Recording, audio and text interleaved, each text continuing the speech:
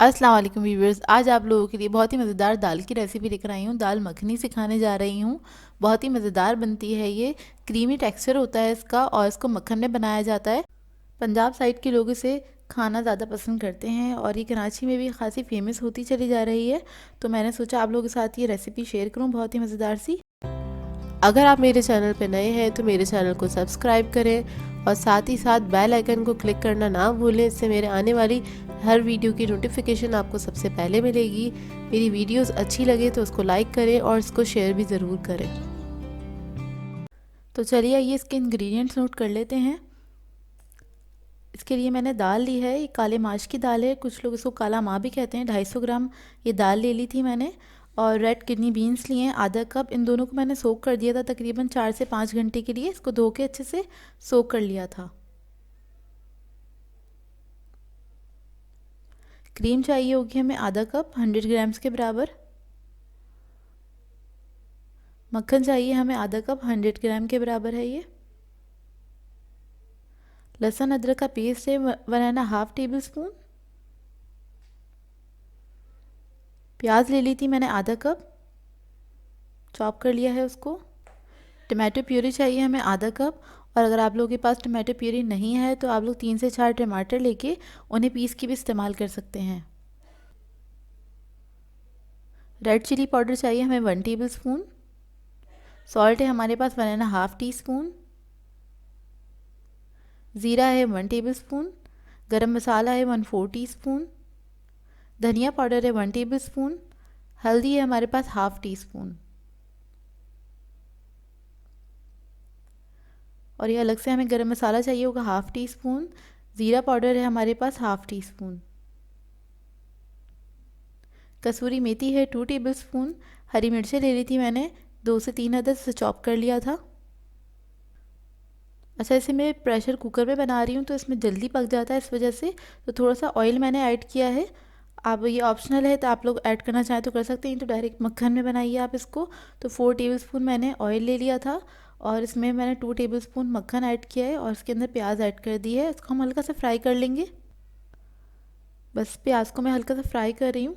अच्छा, आप लोग अगर प्रेशर कुकर में नहीं बनाना चाहते हैं तो दाल पकाने की जो टाइमिंग है तो वो आपकी बढ़ जाएगी। तकरीबन 2 घंटा लगते हैं इसको, 2 से ढाई घंटा पकने में। और प्रेशर कुकर में तकरीबन आधा घंटा या पौने घंटे में तैयार हो जाता है। अच्छा, लहसुन अदरक का पेस्ट जो है वो मैंने इसमें ऐड कर दिया है।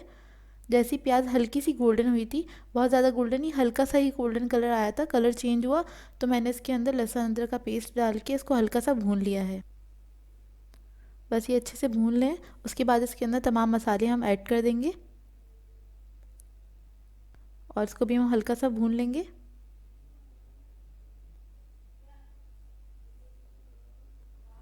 और फिर इसके बाद इसके अंदर हम थोड़ा सा पानी ऐड करें ताकि हमारे मसाले जले नहीं।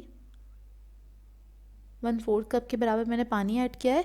उसके बाद इसके अंदर हम दाल और ये जो राजमा था सारा हम इसके अंदर डाल देंगे। और इसके अंदर मैं तकरीबन 2 से ढाई कप के बराबर पानी ऐड करूँगी ताकि इसको मैं बंद करके इसको अंदर पका सकूँ। तो इतना पानी ऐड करना है हमें। इसको मिक्स करेंगे और उसके बाद फिर हम पानी ऐड करेंगे। मैंने इसके अंदर तकरीबन ढाई कप के बराबर पानी ऐड किया है। आप लोग अंदाजे से अगर डालें पानी तो इतना डालिएगा कि तकरीबन 2 इंच ऊपर हो दाल से पानी। तो पानी ऐड कर दिया। इस प्रेशर कुकर को मैं बंद कर लूँगी और इसको मैं लो मीडियम फ्लेम पे ही कुक करूँगी तकरीबन आधे घंटे के लिए। आधे घंटे के बाद खोल के हम इसको चेक करेंगे कि गल गई है कि नहीं। ये देखिए तकरीबन आधा घंटे बाद मैंने इसको चेक किया था तो थोड़ी सी कसर थी, तो मैंने इसको 10 मिनट और पकाया। तकरीबन 45 मिनट्स तक पकाया है मैंने कुकर के अंदर। तो ये दाल हमारी अब गल चुकी होगी। ये देखिए बहुत अच्छे से गल गई है। तो आप राजमा को और दाल को प्रेस करके देख सकते हैं, आपको पता चल जाएगा। राजमा का ज़्यादा होता है कि आप इसको प्रेस करके देख लें, ये गल गया है तो ये डन है। इसके बाद भी हम इसकी कुकिंग करेंगे, तकरीबन 1 सवा घंटा पकेगा। तो हम इसके अंदर टमाटो प्यूरी जो है वो ऐड कर देंगे। वो ऐड करने के बाद तकरीबन हम इसको 10 से 15 मिनट तक अच्छे से पकाएंगे। तो बस इसके अंदर मैं सारी टमाटो प्यूरी जो है इसके अंदर ऐड कर दूंगी और साथ ही इसके मैं कसूरी मेथी, हरी मिर्चें और ज़ीरा पाउडर, गरम मसाला वो भी इसके अंदर शामिल कर देंगे। और इसको मैं मिक्स करूँगी अच्छी तरीके से। इसको जब हम टमाटो प्यूरी इसके अंदर ऐड करते हैं, इसको मिक्स करते हैं तो इसका कलर चेंज हो जाता है। टमाटरों की वजह से थोड़ा लाल सा हो जाएगा इसका कलर, बहुत खूबसूरत हो जाता है। ये देखिए कलर चेंज हो गया मिक्स करते करते। और इसको अच्छे से मिक्स करिएगा, इससे तो आपकी दाल भी थोड़ी सी घुट जाएगी अच्छे से। तो बस इसको हमने मिक्स करना है, 4 से 5 मिनट तक इसको मिक्स करते रहिएगा इसी तरीके से। अब इसके अंदर मैं मक्खन ऐड करूँगी।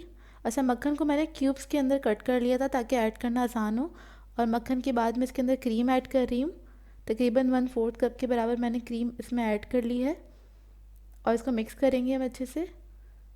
और इसको मिक्स करने के बाद मैं इसको कवर करके तकरीबन आधा घंटा तक पकाऊंगी। मीडियम फ्लेम पे हम इसको छोड़ देंगे पकने के लिए। बहुत हल्की आंच पे ही इसको पकने के लिए छोड़िएगा। तो ये देखिए आधा घंटा हो गया है इसको पकते हुए, और ये लो मीडियम फ्लेम पे ही पक रही थी। तो कितनी थिक हो गई है दाल हमारी, और बहुत ज़्यादा रिच नज़र आ रही है, क्रीमी टेक्सचर हो जाता है। इसको ज़्यादा पकाने का मकसद ही यही होता है। अच्छा, अब इसके अंदर मैं हरा धनिया ऐड कर रही हूँ, मैं आपको बताना भूल गई थी। तो 2 टेबल स्पून मैंने हरा धनिया ऐड करा है, साथ ही इसके अंदर मक्खन भी मैंने शामिल करा है। इसको मिक्स कर लेंगे अच्छी तरीके से। मक्खन आप इसमें जितना चाहें डाल सकते हैं, मैंने 100 ग्राम यूज़ किया, आप लोग 200 ग्राम भी यूज़ कर सकते हैं। तो दाल को मैंने सर्व कर दिया है एक मिट्टी की हांडी में, ऊपर थोड़ा सा बटर रखा है, और इसको इसके ऊपर क्रीम थोड़ी सी मैं ड्रिज़ल कर रही हूँ। तो इसको आप जब भी सर्व करें तो इस तरह से ही सर्व करिएगा। मैंने इसके साथ कुलचे सर्व किए हैं, आप लोग चाहें तो पराठों के साथ ले सकते हैं, उससे भी बहुत मज़े की लगती है। बॉयल राइस के साथ भी आप लोग इसको ले सकते हैं, उसमें भी चावलों के साथ भी बहुत मज़े की लगती है। तो जैसे आप लोगों को पसंद है वैसे एंजॉय करें इसको। सो व्यूवर्स, अगर आप लोगों को मेरी रेसिपीज़ अच्छी लगती हैं तो मेरे चैनल को सब्सक्राइब करें, लाइक करें, कमेंट ज़रूर किया करें, शेयर भी ज़रूर किया करें अपने फ्रेंड्स के साथ, फैमिली के साथ। तो मुझे अपनी दुआ में याद रखिएगा। अल्लाह हाफ़िज़।